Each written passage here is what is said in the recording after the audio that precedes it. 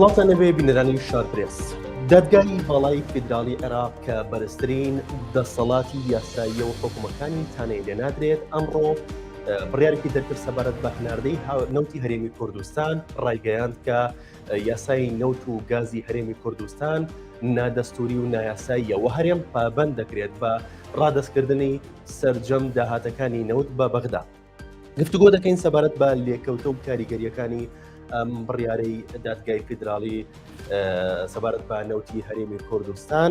و سەبارەت بە بودجەی هەرێم و موچەی فەرمانبەرانی هەرێمی کوردستان و هەناردەکردنی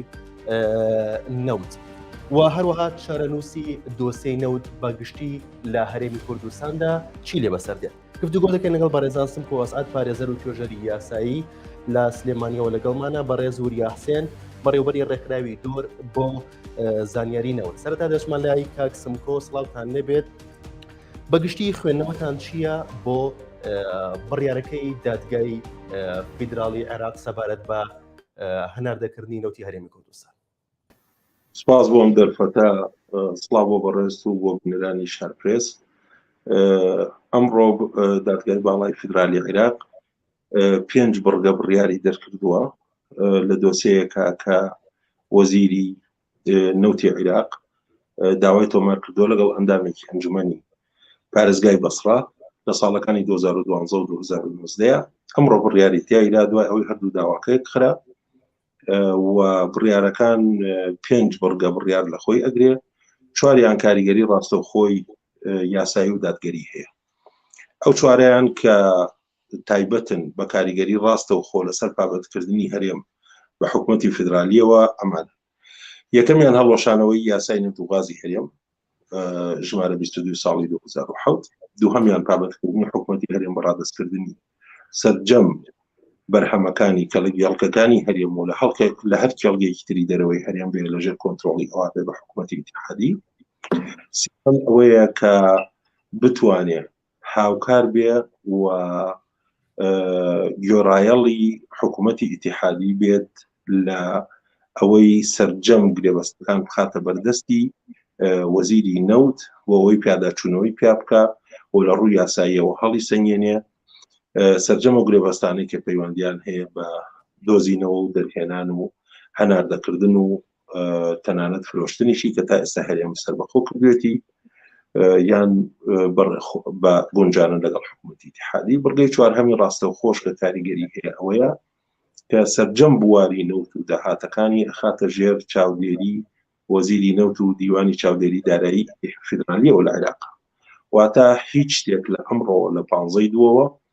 هەموو کردەوەیەک کە لە حکوومەتی هەرێم لە بواری نەوت و غازە کە جێبەجێ ئەکرێ هەڵوەشاوەیە ئەگەر بەدوور بێ لە کاریگەریەکانی ئەم بڕیارەی ئەمڕۆی دادگای باڵای فیدرالی. ئەمە لە ئەمڕۆ تەأتیرەکەی دەست پێکە. خاڵی ڕاستەوخۆی ئەوەیە کە حکوومەتی هەرێم چیتر سەربەخۆیی ئەوەی نەما لە مامەڵەکردن بە لە ڕووی یاساییەوە لە بەر ڕۆشنایی ئەم بڕیارەی دادگای باڵا چیتر سەربەخۆیی نەما حکوومەتی هەرێم لە مامەڵەکردنی دۆزینەوە و دەرهێنان و فرۆشتنی و هەناردەکردن و فرۆشتنی نەوت و غازی هەرێمی کوردستان. بەڵێ کاک وریا دێمە لای بەڕێزت سەرتا سڵاوت لێبێت. ئەو گرێبەستانەی لە نێوان حکوومەتی هەرێمی کوردستان و کۆمپانیەکانی بۆری نەوتە هەیە بۆ لەمە دووە لە جێبەجێکردنی بڕیارەکەەوە چی لێ بەسەر دێت؟ سڵاو لە بەڕێزان، سڵاو لە میوانی بەڕێزیش کە ئامادە بوو زۆر بە جوانی ینی بڕیارەکانی دادگای فیدراڵی ڕوون کردەوە. حکوومەتی هەرێمی کوردستان لە هەموو بوارەکان لە هەموو سێکتەرەکانە ینی کە لە دۆزینەوەی لە عەقدەوە هەتا دۆزینەوەی نەوت تا پشکنی نەوت تا دۆزینەوەی تا دەرهێنانی هەتا فرۆشتنی و هەموو عەقدانشی کە لە ڕابردووە کردو هەمووی ینی بەپێی بڕیارەکەی دادگای فیدراڵی هەمووی ینی خراونتە ژێر نەک پرسیارەوە بەڵکو خراونتە ژێرەوەی کە یان ئەبێ هەڵبۆشێنەوە یان ئەبێ بگونجێنێن لەگەڵ یاساکانی بۆ نمونە حکوومەتی فیدراڵیە. بەگشتی ئەو عەقدانەی کە ئێستا حکوومەت هەرێمی کوردستان کردوێتی دوو جۆرن، یانەوە تا ئیبتاڵەکرێنەوە باشە، یان لەگەڵ کۆمپانیەکان ئەبێ حکوومەت هەرێمی کوردستان هاوکاری حکوومەتی فیدراڵی بێ، یان کۆمپانیەکان بەپێی ڕێساکانی حکوومەتی فیدراڵی بێ گونجاندنیان بۆ بکرێواتە لەگەڵ وەزارەتی نەوتی عێراق گونجاندنیان بۆ کریان ئەوە تا عەقدەکانیان هەڵەوەشێنێتەوە. ئەمە بەڕاستی شڵەژانێکی گەورە لە کەرتی نەوت و غازی هەرێمی کوردستانە دروستەکە. هەرێمی کوردستان خاوەنی سەر و تقریبا 57 گرێبەستی نەوتیە لە بواری نەوت و غازی سروشتیە. ئەم گرێبەستانە کۆمەڵێ مەرجی داسەپاویان بەسەر حکوومەتی هەرێمی کوردستانە کردووە. سروشتی گرێبەستەکان کە کێشەی گەورە بۆ لە ماوەی ڕابردووە لەگەڵ لە نێوان حکوومەتی فدراڵی و هەرێمی کوردستانە هۆکاری سەرکی بۆ ڕێککەوتن. ئەمڕۆ دادگای فدراڵی ئیلزامی حکوومەتی هەرێمی کوردستان و حکوومەتی بەغدا ئەکا کە ئەم گرێبەستانە بگونجێنێت لەگەڵ یاساکانی حکوومەتی فدراڵیە یان ئەوە تا هەڵبۆشێنرێنەوە. ئەمە فەوزایەکی گەورە لە کەرتی نەوتی هەرێمی کوردستانە دروستەکە و ئەمە ڕاستەوخۆ واتای ئەوەیە هەرێمی کوردانی کەرتی نەوتی و هەرێمی کوردستان ئەوەی کە جاران بەسەر بەخۆ ئیدارە ئەکرا نەوت ڕادەزنە ئەکرا سربەخۆ ماوەڵە نەوت ئەفرۆشا بە تورکیا هەناردەی ژیان ئەکرا مامەڵە لەگەڵ کۆمپانیەکان ئەکرا. ئەمانە هەر هەموو ئەم پرۆسانە هەڵ ئەوەشێنەوە ئەبێت دووبارە حکوومەتی فدراڵی بەشدار بێت لە بنیادنانەوەی کەرتی نەوتی هەرێمی کوردستان. ئەمە کاتێکی زۆر گەورەیەوێ شڵەژانێکی گەورەیەوێ تەنانەت دۆخێک دروستەکە لە نێوان هەولێر و بەغدایە لە مەسافەکانی داهاتووە دۆخێکی زۆر ئاڵۆزە بێ لە ئیدارەدانی کەرتی نەوتا. من دڵنیام لە هەرێمی کوردستان و ڕێگری بۆم بڕیاری حکوومەتی فدراڵی دروستەکرێ و لە حکوومەتی بەغداشەوە فشاری گەورە دروستەکرێت. هەر ئەمە عواقیبەکانی نین، یان ئەگەر بێنە سەر عواقیبەکانی ینی بەگشتی عواقیبەکانی ئەم بڕیارە زۆر مەترسیدارن لەسەر هەرێمی کوردستان. هیوادارم ینی حکوومەتی هەرێمی کوردستان زۆر ژیرانە مامەڵە لەگەڵ ئەم دۆسیە بکات، چووەمە دۆسیێکی زۆر ئاڵۆزە لەم کاتە هەستیارەیە کە کۆمەڵە پرسی تر ئاڵێنراون بە هەرێمی کوردستان و ئەم دۆسیە یەکێکە لە دۆسی هەستیارەکان کە ماوەی 2 ساڵ حکوومەتی عراقی بە وردی کاری لەسەرکات تا ئەمڕۆم بڕیارەیدا بە کورتترین واتە بە بەڕێستان بڵێم ئەمە واتای ئەوەیە کەرتی نەوتی هەرێمی کوردستان ئەوەی لە ساڵی 2006ەوە ئیدارە لە ساڵی 2004ەوە ببورن ئیدارە ئەدرێ بەم شکڵە نیمچە سربەخۆیە بەم شکڵە سربەخۆیە ئەم پرۆسەیە بە شێوەیەکی یاسایی کۆتاییات ئەوەی ماوەتەوە جێبەجێکردنی ینی گرە و لە جێبەجێکردنی بڕیارەکەی حکوومەتی فدراڵیە. ئایا حکوومەتی فدراڵی بڕیارەکەی خۆی چۆن ئەسەپێنێ بەسەر هەرێمی کوردستانەوە؟ ئایا هەرێمی کوردستان چۆن گوێ بۆ حکوومەتی فدراڵی ئەگرێ یان چۆن کار ینی بەم بڕیارە ئەکا کە ئەمڕۆ دەرچووە؟ ئەمە ینی بەگشتی هەرچی بێ ئەمە واتای ئەوەیە ئیتر ئەو دۆخە کۆتایی هات کە لە پێش ئەمڕۆ هەبوو لە کەرتی نەوت و غازە و لەم ڕۆوە دۆخێکی نوێ لە کەرتی نەوت و غازی سروشتیایەت. باشە کاگوریا حکوومەتی فدراڵی دەتوانێت فشار لە حکوومەتی هەرێم کات تا ئەم بڕیارە جێبەجێ بکات. ئەوە کاک حاکم سمکۆ بۆ نمونە پیاوێکی یاسایی ئەتوانێت باشتر وەڵامی ئەوە بداتەوە، بەڵام لە بژاردەی لە هەموو بژاردەکان مادام دادگای فدراڵی ئەم بڕیارەی دەرکردووە هەموو بژاردەکان بەڕووی هەرێمی کوردستانە کراوە. یەکەم بژاردەش ئەوەیە ئیدی کەرتی نەوت و غازی هەرێمی کوردستان واتە هەناردەکردنی نەوتی هەرێمی کوردستان بە فەرمی کە جاران بە نافەرمی بۆ نمونە یعنی بە شەفەهی بە نایاسایی هەناردەکرا حکوومەتی عراقی چاپۆشی لێکرد. ئێستا بە ڕەسمی مادام ئەم بڕیارە دەرچووە هەناردەکردنی کەرتی ینی هەناردەکردنی نەوت و غازی هەرێمی کوردستان قەتعیەن ئەبێ بە هەناردەکردنێکی نایاسایی، واتە هەر قەترێک نەوتی هەرێمی کوردستان لە ڕێی تورکیاوە هەناردە ئەکرێ نایاساییە، هاوشێوەی نەوتی داعش، هاوشێوی نەوتی تەهریب مامەڵەی لەگەڵا ئەکرێت لە بازاڕە نێودەوڵەتیەکانە. ئەمە یەکێکە لە عواقیبە هەر خێراکان کە بەسەر کەرتی نەوت و غازی هەرێمی کوردستانە دێت و دروست ئەبێت. ینی یەکێک لە بژاردەکان ئەوەیە لە وڵاتانی نادی پاریس عراق داوایەکی ینی سکاڵایەکی یاسایی لەسەر تورکیا تۆمار کردو بە بڕی 36 ملیارد دلار، واتە نادیەکی یان نادیەکی اقتصادیە کە کۆمەڵی وڵاتی گرنگ وڵاتە زلێزەکانی ژیان تێدا کۆبوونەتەوە لە عراقیشی تێدایە. لەم نادیە داوایەکی یاسایی لەسەر تورکیا تۆمار کرا، عراق تۆماری کردووە بە ڕەسمی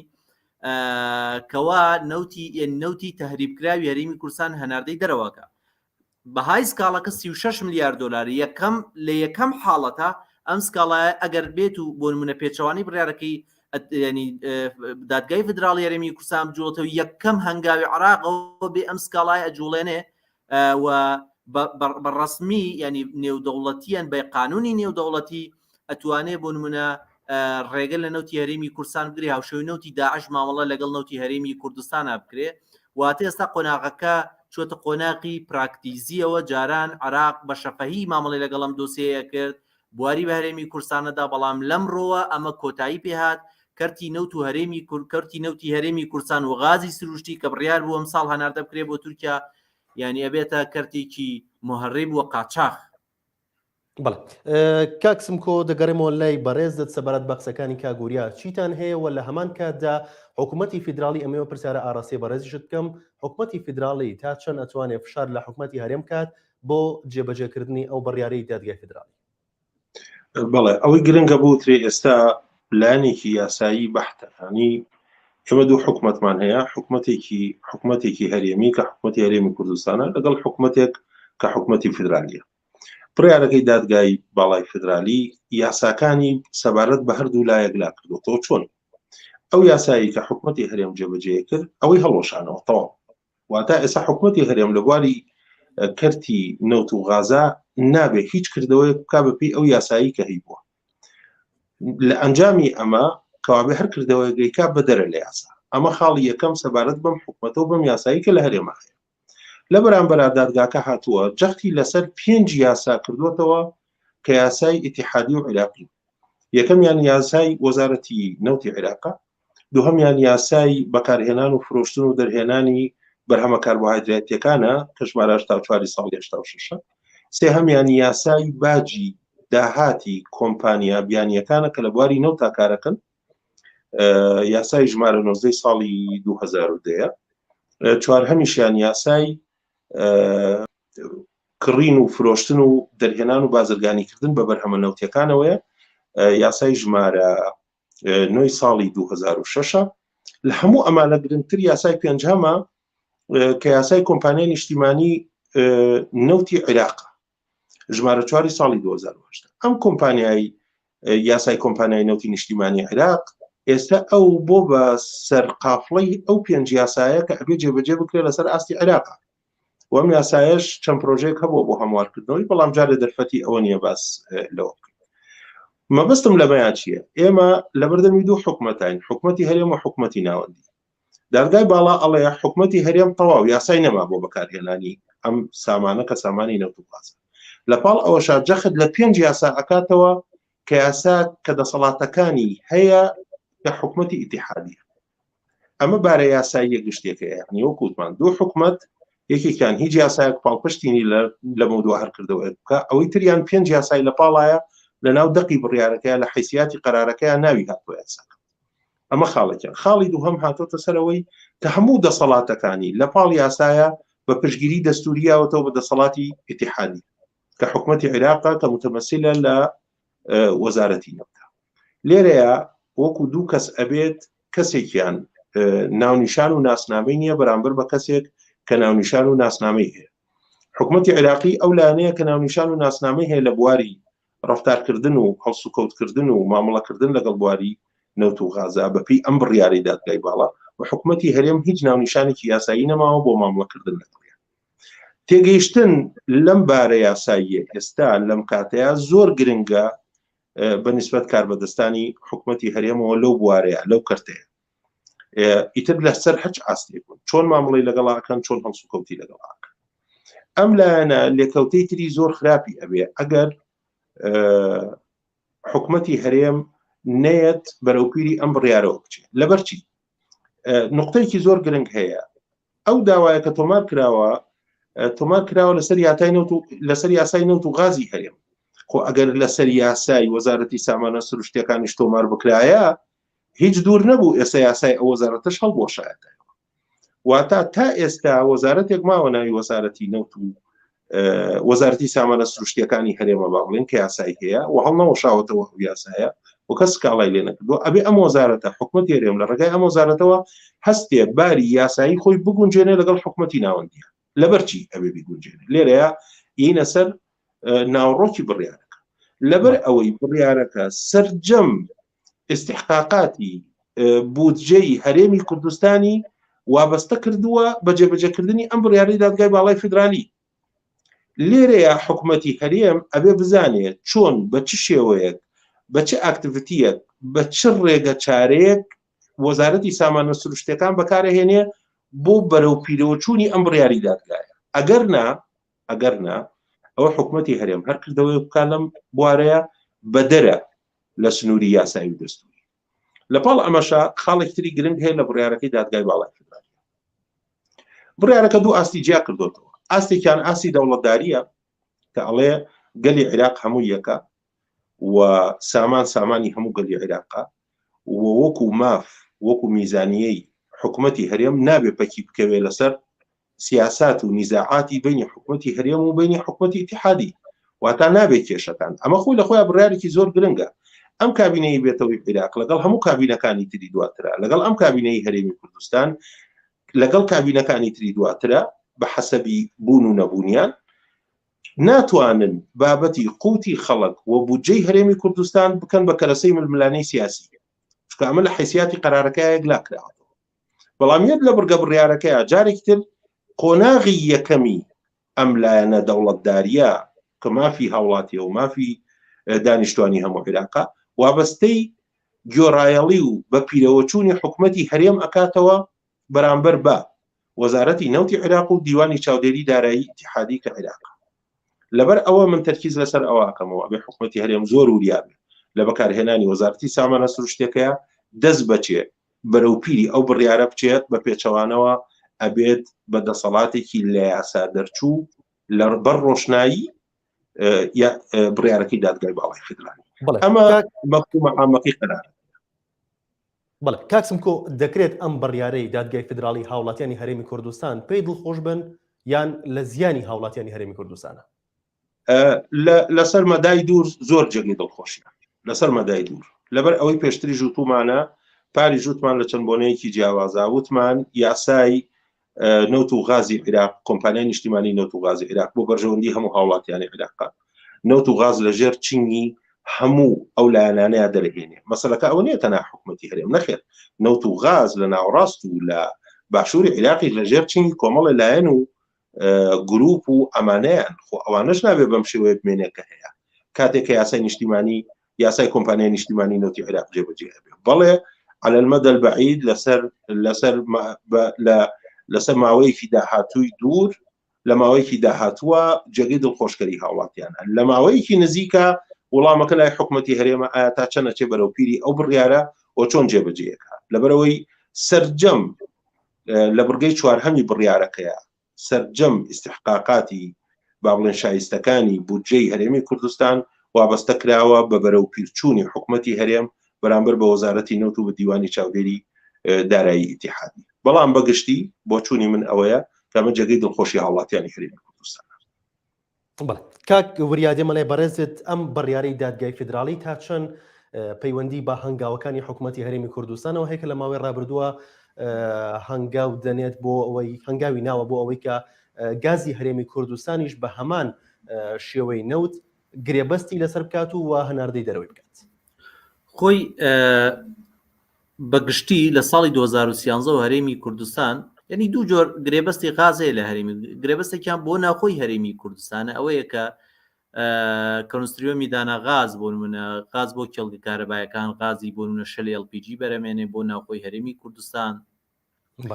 و عقدێکی نەودەوڵەتیشمانەیە کە لە میران و بنەباوی ئەم عقدا پەیوەستە بە کۆمپانی گنەڵ ئینەرژی تورکیەوە، واتە کۆمپانی گنەڵ ئینەرژی تورکی لە ساڵی 2013 و عقدێکی لەگەڵ حکوومەتی هەرێمی کوردستان هەیە بۆ پەرەپێدانی غازی هەرێمی کوردستان لەم دوو کێڵگەی. ئەم دوو کێڵگەی ئێستا گەشتونەتە بەرهەم و ئێستا کارەکەن بۆی غازی هەرێمی کوردستان هەناردەی تورکیا بکەن. بەگشتی یەکێک لە هەنگاوەکانی بە بڕوای من یعنی بەدەر لە بوعدە سیاسیەکە یەکێک لە هەنگاوەکانی پەیوەستە بە مەسەلەی هەناردەکردنی غازی سروشتی هەرێمی کوردستانەوە. هەر بۆیە بەنەسەن لە بڕیارەکە شایانی باسی نەوت نەکراوە، باسی غازی سروشتی هەرێمی کوردستان و سەرواتی تەبیعی کراوە. باشە بۆیە بە دڵنیاییەوە ئەم بڕیارە پەیوەستە بە غازی سروشتی هەرێمی کوردستانەوە، چونکە ململانێکی گەورەی نێودوڵەتی لەسەر مەسەلەی غازی سروشتی هەیە تا ساڵی 2040 لە سەدا نزیکی لە 150 ئاستی وەبەرێنانی عالەمی بۆ غازی سروشتی بەرەمێ بێتەوە، ینی بەرز ئەبێتەوە. بۆیە غازی سروشتی کوردستان یەکێک لە غازە جێگرەوەکان بۆ منتیقەکە ئێران چاوی لەسەری هەیە. ئایا بۆ نمونە دۆسی غازی سروشتی هەرێمی کوردستان چی لێ ئەگەر هەناردەی تورکیا بکرێ ئەو بڕێکە تورکیا لە ئێرانی ئەکرێ چی لێ دێ رووسیا چاوی لەسەر غازی سروشتی هەرێمی کورد ئەگەر غازی سروشتی هەرێمی کوردستان هەناردەی ئەوروپا بکرێ ئایا ئەمە بەدیل نییە بۆ غازی سروشتی ژێردەسەڵاتی ڕووسەکان ئەمریکا بەڕەسمی وەزیری نەوتی ئەمریکی پەیوەندی بە سەرۆکی حکوومەتەوە کردو لەسەر ئەم دۆسیە قسەی لەگەڵا کردو ئایا غازی سروشتی هەرێمی کوردستان لە دوورمەودایە ینی ئەبێتە پشتی کێ ئایا غازی سروشتی هەرێمی کوردستان بۆ ناوخۆی عێراق بەکارێت یان بۆ دەرەوەی عێراق هەناردە ئەکرێت ئەمریکەکان بڕوایان وایە ینی تەنانەت وەزیری وزەی ئەمریکی ینی زۆر بەڕوونی باسی ئەوەی کردووە کە پێویستە هەرێمی کوردستان غازی سروشتی خۆی بەرەو خواردن ناوەڕاستی عێراق وەکو بەدیلی غازی ئێرانی بەکار بهێنێ بەڵام هەرێمی کوردستان غازی خۆی لە 2013ەوە عەقدی لەگەڵ کۆمپانیای لەگەڵ تورکیا هەیە کە ئەم غازە هەناردەی تورکیا و پاشان ئەوروپا کرێ ئەمانە هەموو کۆمەڵێ دۆسی ئالۆزن لەسەر غازی سروشتی هەرێمی کوردستان تەنانەت بۆ کۆمپانیای ڕووزنەفتی ڕووسی ژێرخانی بۆری غازی سروشتی هەرێمی کوردستانی بەدەستەوەیە ئەمانە کۆمەڵێک دۆسی ئالۆزن لە مەسلەی غازی سروشتیە کە عێراق ئەیەوێت تا پێش ئەوەی دەست بکرێ بە هەناردەکردنی غازی سروشتی ئەم دۆسیانە یەکلایی بکاتەوە و کۆنتڕۆڵی نەوت و غازی سروشتی بێنێتەوە ژێر چنگی خۆی بە شێوەیەکی گشتی بۆیە بڕیارەکە بە دڵنیاییەوە چەند پێوەستە بەنەوتەوە دا ئەوەندە پێوەستە بە مەساری غازی سروشتی هەرێمی کوردستانەوە بۆ چۆنێتی بەرەمێنانی تا چۆنێتی هەناردەکردنی و چۆنێتی ئاڕاستەم غازە بەرەو کوێ هەنگاوانێ و چۆن بەکارهێنرێ و کێ کۆنتڕۆڵەکەی بەدەستەوەیە بەم بڕیارە عێراق کۆنتڕۆڵی نەوت و غازی سروشتی هەرێمی کوردستان ئەگرێتەوە دەست ئەوەش پێوەستە بە حکوومەتی هەرێمی کوردستانەوە ئەگەر ڕکابەری ئەگەر ینی من نەدا بۆ بڕیارەکەی دادگای فیدراڵی ئەوە بە دڵنیاییەوە کێشە و قەیرانی زۆر گەورە ڕوو لە هەرێمی کوردستانەکە بژاردی زۆر قورستری خراپی دۆخی ئابووری ڕوو لە هەرێمی کوردستانەکە بۆیە زۆر گرنگە هەرێمی کوردستان زۆر ژیرانە مامەڵە لەگەڵ ئەم دۆسیە بکە نابێ من لە جیڕەبەی شێوەیەک لەگەڵ عێراق بکە ینی لەسەر ئەم دۆسیە لە بەرامبەرە پێویستە ینی عێراق ینی لە بەرامبەر مەسەلەی کۆنتڕۆڵی نەوت و لە کۆنتڕۆڵی غازی سروشتی و هاوکاریکردنی عێراقا پێویستە حکوومەتی عێراقی ئیلزام بکرێ بەوەی شاستەدارایەکانی هەرێمی کوردستان بنێرێ وکوە چۆن بۆ نمونە بەسرا چۆن بۆ بەغدا چۆن بۆ سەماوە چۆن ناسریە بۆ شاستەدارەکانی خۆیان وەرەگرن پێویستە هەولێر و سلێمانی و دۆک و هەڵەبجە و گەرمیان و ڕانیە شایستەدارایەکانی خۆیان وەربگرن و فەرمانبەران موچەکانیان ئاسایی بێتەوە گرنگە هەرێمی کوردستان بەم ئاڕاستەیە بڕوە داوای شایستەدارەکانی خۆی لە بودجەیە بکە و لە بەرامبەر ئەوەیە بۆ نمونە هاوکاری بەغدا بکات تاوکو بتوانێ کەرتی نەوت و غازی سروشتی هەرێمی کوردستان بکاتە کەرتێکی مرکزی من ینی بڕوای خۆم وایە ئەگەر بێت و هەرێمی کوردستان ژیرانە مامەڵە لەگەڵ ئەم دۆسیە بکە قەوارەی هەرێمی کوردستانیش پارێزراوە بێ حکوومەت هەرێمی کوردستانیش پارێزراوە بێ ڕاستە بەرژەوەندی شەخصی و حیزبی لە دۆسی نەوتی هەرێمی کوردستان یەنە دەرەوە بەڵام بەرژەوەندی گەل بەرژەوەندی حکوومەتی هەرێمی کوردستان و قەوارەی دەستوری هەرێمی کوردستان پارێزراوە بێ بە دڵنیاییەوە هەرێمی کوردستان ناڵێم ئەگەڕێتەوە سەردەمی زێڕینی خۆی بەڵام ئەگەڕێتەوە دۆخی ئاسایی و جێگیری خۆی ینی دۆخێکی باشتری ئابووری بۆ فەراهەمە بێ هەرچەند ئەم دۆسیە لەوانەیە چەند ساڵێکی بێتە یەکلای ئەبێتەوە. بەڵێ کاک سمکۆگەڕی مۆلای بەڕێز لە دوای بڕیارەکەی دادگای فیدرالیەوە هەندێک لە بەرپرسان و هەندێک لە سەرکردەی حیزبەکانی هەرێمی کوردستان باسییانەوە کردبوو کە ئەم بڕیاری دادگای فیدرالی پەیوەندی بە بەرزبوونی نرخی نەوتەوە هەیە و هەندێکی تریشان باز لەوەکەن کە بڕیارەکە سیاسیە پەیوەندی بە ناوخۆی عێراقەوە هەیە ئایا بەپێی ئەم گفتوگۆیانە بێ بەپێی ئەم لێدوانانەی ئەم بەرپرسانە بێت وا چاوەڕوان ناکرێ حکوومەتی هەرێم پابەندی ئەم بڕیارە نەبێت؟ بەڵێ خۆی مەسلەیەوەی سیاسی بێ سیاسی نەبێ ئەمە نەوت خۆی نەوت و غاز کاڵایەکی نێودەوڵەتیە کاڵایەکی محلی نییە ئەم کاڵا نێودەوڵەتیە لە بڕیارەکەی دادگای باڵاشە ئیشارەی پیاوە ئەڵێ بێ عێراق بە تەواوەتی لەژێر ڕکێفی خۆیان بێ ئەم سامانە لەبەرەوەی پەیوەندی هەیە بە ئۆپیکەوە واتە ئەم مەسلەیە لەبەرەوەی کاڵایەکی نێودەوڵەتیەوە پەیوەندی هەیە بە ئابووری عێراقەوە پەیوەندی هەیە بە ئابووری نێودەوڵەتیەوە ناکرێت بەم پەرتەوازەیەتیە بمێنێتەوە واتە مەسەلەکە سیاسی و حیزبی نییە بۆ مەفهومە تەسکەی کە لێگەدرێتەوە ئەمە لە دژی هەرێمە یا لە دژی هەرێمیە ئەم بابەتە پێشتر یاسای بۆ دەرچۆ لە ئاستی عێراق ئەبێ بزانین چەند یاسا ئەم بوارەی ڕێخستووە لە عێراقا بۆ چەند یاسا لە هەرێما ئەم بوارەی ڕێخستووە لە هەرێما یاسای نەوت و غاز هەیە ئەوەیە کە هەڵۆشراوەتەوە سنووقێکی داهاتیش هەیە تا ئێستا کەس نەیزانی ئەم سنووقی داهاتە ئایا یاساکەی جێبەجێ بوو یا جێبەجێ نەبوو ئەمەش پرسیارێکی ترە ئایا داهاتی ئەم نەوتی چەند ساڵە چووە ئەو سنووقەوەیان نەچوو نەخێن نەچوو یاساکەشی هەیە بەڵام یاساکان لە لایەنەکەی تر کە لایەنی ئیتیحادیە هەمووی جێگیرە هەمووی جێگای جێبەجێکردن و احترام لەگرتن و ڕێز لەگرتنە مەسەلەکە سیاسی نییە مەسەلەکە قەومی نییە مەسەلەکە ئەوە نییە ئەمە کوردە و ئەمە عەرەبە و ئەمە ئێمە لە مەنتیقەیەکە ئەژین کاڵایەکی نێودەوڵەتی تایە کە نەوت و کە غازە ناکرێ من یا کەسێکی تر یا لایەنێک یا پارێزگایەک یا حکومەتێک بەتەنیا تەسەڕوفی پێوە بکات بەدەر لە ئەحکامی دەستور ئەم بڕیارەی دادگا بڕیارێکی زۆر گشتگیرە لەبەرەوەی لە دەستورەوە هێناوێتی بۆ یاساکان و هێناوێتی بۆ بەرژەوەندیە ئابوووریەکان تا ئەگا بە بەرژەوەندی کۆمەڵایەتەکانی هاوڵاتیانیش لەسەر ئاسیایە لەبەرەوە هیچ جێگەی ڕەت نییە بە بۆچوونی من ئەم بڕیارە کەسمکۆ ببوورە دەمێکە ینی لە چەندین ساڵە دۆسەی نەوت لە نێوان هەرێمی کوردستان و حکوومەتی فیدرالیە باسەکرێ بەڵام هەر بەو شێوەیە ماوەتەوە چارەسەر نەکراوە ئایا دەکرێت ئەم بڕیارەی دادگای فیدرالی ئەو دۆسیەیەک لە بکاتەوە چارەسەر بکرێت بەڵێ ئەکرێت لەبەرەوەی بڕیارەکەی دادگای فیدرالی ئێستا بۆ بە یاسایەک لە سەرو یاساکانی عێراقیشەوە کە جێبەجێ ئەکرێت و لە سەرو یاساکانیشەوە کە لە هەرێما جێبەجێ ئەکرێت ئەم بڕیارە نەخشە ڕێگای مامەڵەکردنە بە سامانی نەوت و غازەوە ئەم بڕیارە ئێستا ئەنجامە باشەکانی دەرناکرێت بەڵام 10 ساڵیکە و 20 ساڵیکە ئەزانرێت کە ئەم بڕیارە چ بنەمایەکی داڕژ بۆ خۆشگوزەرانی هاوڵاتیانی هەرێمی کوردستان یەکێک لە خاڵەکان کە بەڕێست و بۆ بینەرانی پێویستە ڕوون بکەمەوە ئەمەیە یاسای ساڵی 2010 ژمارە 4 ساڵی 2010 یاسای کۆمپانیای نەوتی نیشتیمانی عێراق بە پێم یاسایە سەرجەم هاوڵاتیان لە عێراقا لە سنووکی نەوت و غاز داهاتیانە بیخەبەر چاوت تۆ بە درێژایی چەند ساڵ تا ئێستا ئەگەر ئەو سنووقەیە ئەو یاسایە هەبوایە لە دوای ڕووخانی ڕژێمی باسەوە بە درێژایی ئەم 18 ساڵە یا ئەم 90 ساڵە داهاتی هەموو تاکێکی هاوڵاتی لەو سنووقە ئەگەر مەبلەغێکی ڕەمزیش وایە چەند فەرقێک و هەر لە ئێستا باشترا بوو داهاتی هاوڵاتیانی هەرێم ئەم یاسایە جێبەجێکردنی ئەم بڕیارە جێبەجێکردنی ئەگەڕێتەوە بۆ جێبەجێکردنی یاسای کۆمپانیای نیشتیمانی نەوتی عێراق کە هەرێمیشی تایە و جێگەشی بۆ کراوەتەوە لەو یاسایە لە 2010 دەرچووە هاوڵاتیانی هەرێم سوودمەندی یەکەمە بن لە داهاتی نەوتی عێراق بەگشتی لەبەرەوەی جیاکاری نەکراوە لە نێوان هاوڵاتیانی هەرێم و هاوڵاتیانی عێراق ئەم قسانەی کە ئەکرێ لە ڕووی حیزبی لە ڕووی سیاسی لە ڕووی قۆرغکردنی هەندێک لایەن لە ڕووی لێکدانەوەی شخصی و سیاسی بۆ ئەم مەسەلانە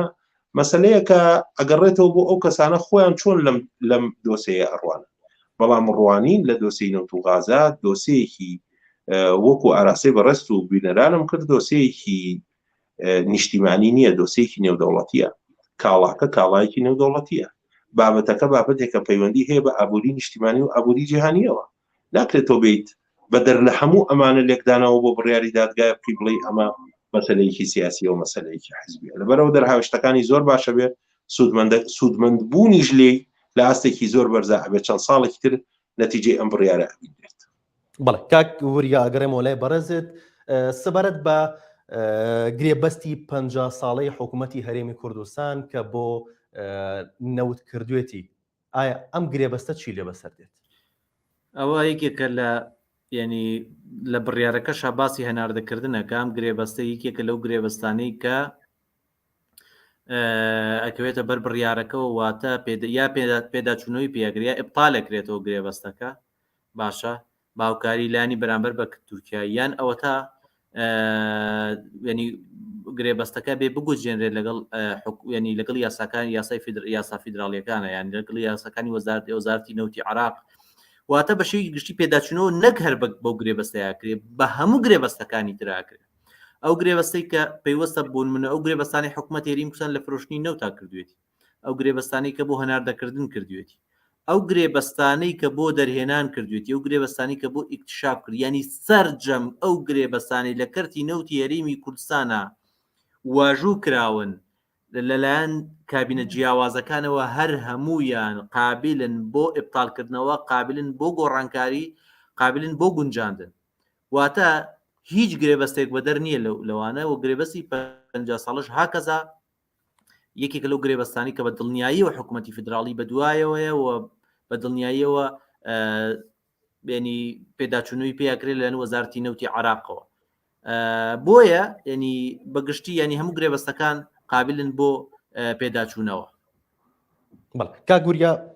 کۆتا پرسیارم بۆ بەڕێزت دۆسەی نەوت بەگشتی لە دوای جێبەجێکردنی ئەم بڕیارەوە لە هەرێمی کوردستاندا چی لێ بەسەر دێت و چارەنووسی وەزارەتی سامانە سروشتەکان چی لێ دێت کە ئەم بڕیارە جێبەجێ بکرێت دۆسەی نەوت لە دەستی هەرێمان نەمێنێت کاری وەزارەتی سامانە سروشتەکان چی دەبێت؟ بە شێوەیەکی گشتی وەزارەتی سامانە سروشتەکان یاسای تایبەت بەخۆی هەیە ینی ئەوەندەی یانیەوە بۆعدێکی یاسای کاک حەکم سوکۆ توانێت باشتر وەڵامت بداتەوە بەڵام وەزارەتی سامانە سروشتەکان ئەگەری هەیە هەروکو خۆی بمێنێتەوە باشە ئیدارەی بۆ نمونە ئیدارەی نەوتی هەرێمی کوردستان بکە لەژێر کۆنتترۆلی وەزارەتی نەوتی عراقا باشە بەڵام کەرتی نەوتی هەرێمی کوردستان ئەگەر لە کورتترین قسەیا پێت بڵێم لە دەستی حیزب و شەخص و کەسەوە ئەبێت بە کەرتێکی نیشتیمانی ئەو گرێبەستانی ئەکرێن وەزارەتی نەوتی عراق ئەیکات ینی یا وەزارەتی نەوتی عراق سەربەخۆ ئەیکات یان ئەوە تا وەزارەتی سامانە سروشتەکان هەرێمی کوردستانەکان لەزێر ئیشرافی وەزارەتی نەوتی عراق بەپێی یاسا فیدراڵیەکان فرۆشتنی نەوتی هەرێمی کوردستان ئەبێتە فرۆشتنێکی یاسای چیدی هەرێمی کوردستان ناچار نییە $10 کەمتر لە بازاڕی عالەمی نەوتی خۆی فرۆشی نەوتی خۆی لە ئەخاتە مەزادەوە و چ کەسێک سنتێک زیاتر بە نەوتی هەرێمی کوردستان بدا ئەو کاتە بۆ نمونە هەرێمی کوردستان توانێت نەوتی خۆی بەو کەسە فرۆشێ لەژێر چاودێری وەزارەتی سامانە سروشتە وەزارەتی نەوتی عراقا گرێبەستەکانی هاوبەش هەمووی بەشێکیان هەڵ ئەوەشێنەوە یان بۆ نمونە نامێنن یان ئەوە تا بۆ نمونە ئەو گرێبەستانە بە ینی جۆرەکانی تری گرێبەست کە حکوومەتی عراقی کاریان پێکا یەکێک لەوانە گرێبەستی کرێگرتەیە بۆ نمونە کۆمپانیەکان بەکرێ بۆ نمونە لە کەڵگەکانی نەوتی هەرێمی کوردستانە کار دەکەن بەگشتی ئەم بڕیارە وا دەکات کەرتی نەوتی هەرێمی کوردستان لە کەرتێکی حیزبی و شەخصی و کەرتێکی شکست خواردووی پاتاڵەوە دوو لە ڕوویانی جەماعەت بگۆڕێ بۆ کەرتێکی پرۆفشناڵ ئیدارەیەکی یاسایی و قانونی بدرێ و نەوتی هەرێمی کوردستان بە شێوەیەکی یاسایی بخرێتە بازاڕەکانی عالەمی ئەوەی کە لەمە پێش ڕووی داوە باشە لەو فەوزایی کە لە کەرتی نەوتی هەرێمی کوردستانە بۆ ئەگەر بڕیارەکە جێبەجێ بکرێ یا حکوومەتی هەرێمی کوردستان بەزەی باوڵاتیانی هەرێمی کوردستانە بێتەوە مل بۆ داواکانی ئەو داوا یاسایانە بدا کە بەیانی بەرامبەری جوڵێنراوە باشە حکوومەتی هەرێمی کوردستان لە بەرامبەر عینادی و کە لە ڕقی نەخاتە ناو دۆخێکی خراپتر و خراپتر لەمەی کە ئێستا هەیە مل بۆ داوایانە بدا بە دڵنیاییەوە ئاسۆیکی باشە بینم کرد بۆ کەرتی نەوتی هەرێمی کوردستان و لە کەرتێکی فەوزەویە بێتە کەرتێکی نیشتیمانی. بەڵێ کاگوریاشەنەوتم کۆتا پرسیاریشمە ینی دەکرێت هاوڵاتیانی هەرێمی کوردستان بەم بڕیار دڵخۆش بن؟ 1 تا 2 ساڵ بە پێی پێشبینی من هەرێمی کوردستان ینی ئەگەر پێویستە بە دووشتەوە حکوومەتی هەرێمی کوردستان بەدەم ینی بڕیارەکەی دادگاوە بڕوات لە بەرامبەر شایستەدارەکانی وەکو محافەزاتەکانی تر دیکە وەربگرێت بە دڵنیایی و هەرێمی کوردستان لە قەیرانی دارایی و قەیرانی ئابووری ڕزگاریە بێت هەرێمی کوردستان ئەکەوێتەوە سەر شاڕێکەی خۆی پێش ساڵی 2012 هەیبوو و پارەی خۆی لە عراقە وەرەگرت داهاتی خۆی تەسلیمی عراقە کرد ئەگەر بێت و مل بۆ داواکە بدرێت و ئەگەر بێت و حکوومەتی هەرێمی کوردستان هاوشێوی ڕابردوو بیەوێ کەرتی نەوتی هەرێمی کوردستان هەر لە دەست خۆیان بێ هەر بۆ نمونە ینی پێچەوانی بڕیارەکە بجوڵێتەوە قەیرانی زۆر قوڵتر ڕوو لە هەرێمی کوردستانەکە بۆیە زۆر گرنگە حکوومەتی هەرێمی کوردستان ئەو بڕیارانە وەکو خۆی جێبەجێ بکە بە دڵنیاییەوە قازانجی لێکە قەوارەکەشمان پارێزراوە بێ حکوومەتی هەرێمیشمان پارێزراوە بێ خەڵکەکەش دڵخۆش و کامرانە بن باریدارایان باشترە بێت و ئەگەرنا دۆخی زۆر قورستر ڕوبەڕووی هەرێمی کوردستانە بێ بەپێی پێشمێر منم ئەگەر حکوومەتی هەرێمی کوردستان بەدەم داوای بڕیارەکە 1-2 ساڵی بێتە تەسفیە ئەو عەقدانە کرێ و لەگەڵ یاسا فدراڵەکانە بۆ نمونە گونجاندنیان بۆ کرێت تا حکوومەتی هەرێمی کوردستان و وەزارەتی نەوتی عراق ئیشرافی ئەوەکە بەڵام بەڕای من دوای ئەو مەسافەیە هەرێمی کوردستان ئەکەوێتەوە سەر شاڕێ گرنگەکەی خۆی کە پێش ساڵی 2012 هەیبوو مەرجنیە ئێمە بگەڕێنەوە دۆخە بەڵام ئەکرێ بەنیوەی و دۆخەش هەرێمی کوردستان وردە بگەڕێتەوە سەر ڕیتمی ئاسایی ژیانی خۆی کە 6 ساڵە 7 ساڵە هەرێمی کوردستان بە دۆخی زۆر نائاسایی دارایی ئیجتیماعی سیاسی کولتوریا تێپەڕەکە. سوپاس کاکوریا ئەگەڕێمەوە کاکسمکۆ لە جێبەجێکردنی ئەم بڕیارەیە چارەنووسی بودجەی هەرێمی کوردستان چی لێ دێت؟ چارەنووسی بودجەی هەرێمی کوردستان لە ئێستایا بڕیار لێدراوە بەپێی ئەم بڕیارەی دادگای فیدرالی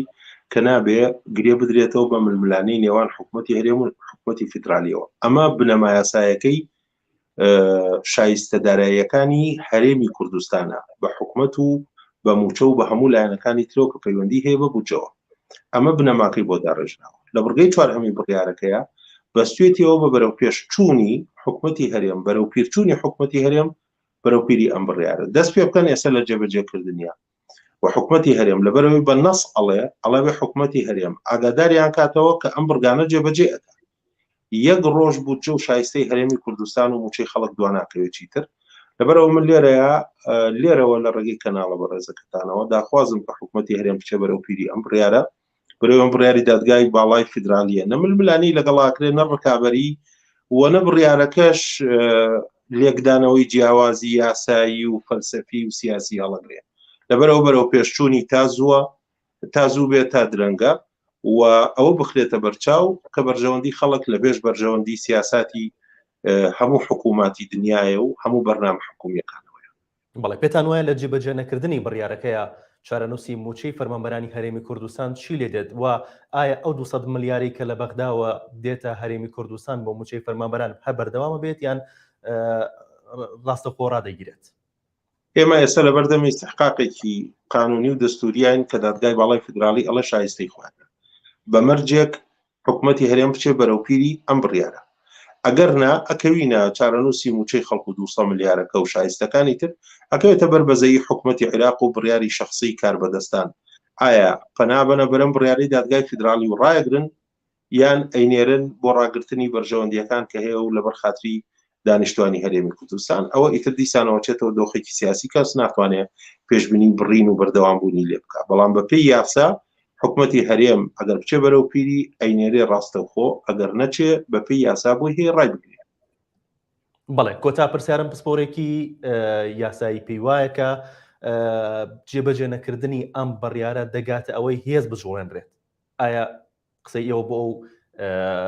ئەوە چییە کە ئایا هێز دەجوڵێنرێت لە جێبەجێ نەکردنی بڕیارەکەیە؟ لەو بڕوایانیم لەبەرەوەی هیچ بڕیارێکی دادگا بە جێبەجێکردنی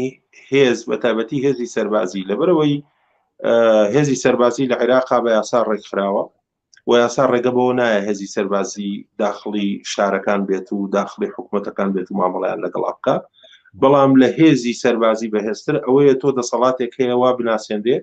کە ئەمە پێچەوانەی یاساکارەکە یا بە دەرە لە یاسا ئەوسا شەرعیەتی و مەشروعیەتی نامێنێ. لەبەرەوە لەوە خراپتر ئەوەیە لەبەرەوە بەهێز بڕوخێ بگیرێ تەسیر ناکاتە سەر شەرعیەتەکە هەیە یانی. بەڵام ئەگەر دادگای باڵایە دادگاکانی تر